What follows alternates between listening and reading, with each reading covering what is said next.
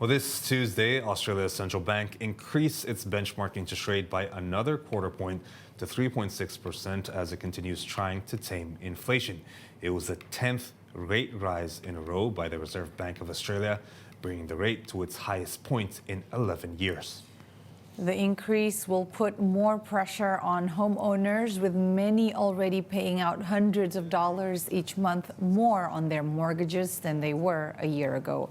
The bank has been trying to counter inflation, which came in at a hotter than expected 7.8% in the December quarter, its highest level since the 1990s.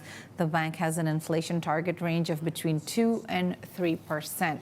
Australia's Treasurer Jim Chalmers told lawmakers that the inflation problem was global, but that strained supply chains in Australia were contributing.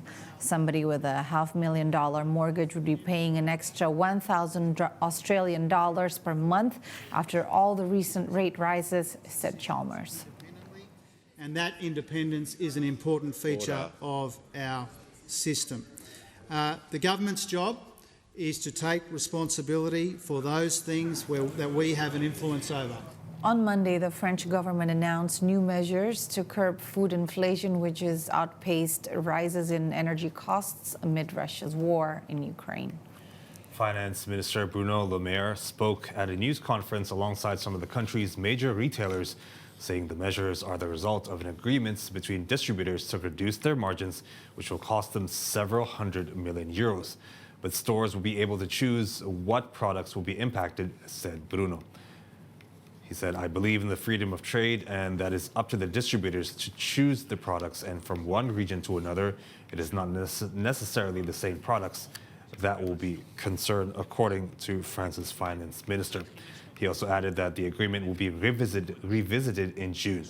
Carrefour CEO Alexander Bompard said its own label products would be targeted for price freezes. De façon à ce que la baisse des prix de gros que nous observons aujourd'hui sur les marchés, mais qui n'est pas encore transmise aux produits de consommation courante, puisse se traduire immédiatement sur les produits de consommation courante. Les dispositifs qui ont été adoptés par l'ensemble des distributeurs sont par nature différents, puisque comme le Produits qui seront librement choisis, tout simplement parce que je crois à la liberté de commerce, que c'est aux distributeurs de choisir leurs produits et que par ailleurs, d'une région à l'autre, ce n'est pas forcément les mêmes produits qui seront concernés.